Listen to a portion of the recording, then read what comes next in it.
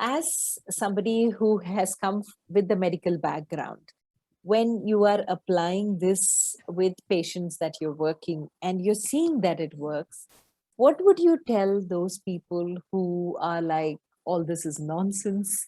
There is nothing like this. There is nothing called energy that can heal. And they scoff the whole system aside, saying that, forget it. You are just talking in the air. So how would you like to justify it from the medical viewpoint, Sujatha? Because when you offered to do distance healing for my friend who had that breathlessness, I was shocked because I knew you're a medical doctor. And when you said distance healing, I was like, oh my God, okay, that makes Sujatha interesting to be on this podcast. Because for the number of people, a lot of us on this side of the balance who believe all of this and that energy definitely works, there's a whole lot on the other side, scoffing it, saying this is just mumbo jumbo nonsense. It doesn't. So what would you want to say? Because now that I see you're on this side, what would you want to say to those on the other side, especially from a scientific viewpoint? Okay, let's start. How do I say? Okay, I've seen a lot of videos of Dr. Joe Dispenza. He has now a lot of evidence-based research that he has done. So the research, during this time, he's done MRIs of this patient where this positive energy thing. So now there is already scientific evidence. There is no like, I felt, you would do this, nothing. Everything is now evidence-based. So people who don't believe it, let me do their genogram.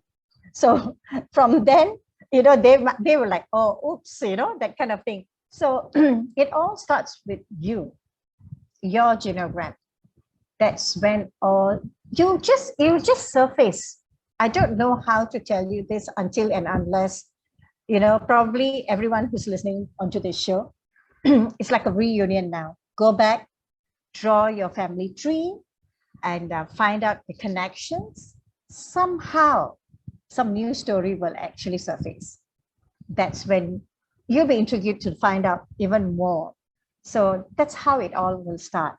This thing about healing and energy. Yes, a lot of studies has been done. If you actually look at the YouTube about research, it's all there now. And when it comes to you, Sujatha, having done all of these, okay, especially I love the way you said hospital clowning, because that's like one space where it makes a big difference in the pediatric ward for children who are laughing when they have different pains, be it cancer or anything else. I have seen a lot of my friends who are into hospital clowning who come back with so much of happiness and gratitude for what they're doing. So you do that, you do drama therapy, and now with the genogram, and you spoke about epigenetics. So all of this has a lot of scientific connect. This makes a person understand that there is something beyond what we humans can see to the intangible, right? You having worked in both the tangible spaces and the intangible spaces with the physiology and beyond, what is it that you'd like to tell us? I'm not asking you as an expert, but in your student life, as somebody who got into the physiological space as a student, to beyond the physiology as a student, both in and out of it, if you can give us an eye view, bird's eye view. I'm not asking you to get into detail, but what has been like your aha when it came to this space?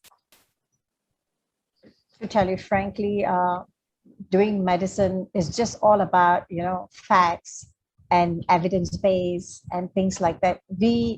If you would have told me this, like, even 4 years ago, I would be like looking at you and like, no, it's not really true. It's just in your mind and things like that. For me to go through it, started healing. And when I saw the difference, and when they come and tell me, thank you, it's gone, people were like, you sure? Because when you are healing someone, you don't know. So I'll give them a score from 1 to 10, and 10 being really painful. And then the score will keep coming down as I heal. And I keep asking them, are you sure? Are you sure? Because it's not happening to me, right? So it is the confidence and the feedback that I get from the others that actually made me feel better to actually want to do more. So I haven't even stopped. Now I am finished my certificate in family therapy, and I'm doing my diploma. I feel that there's something more now.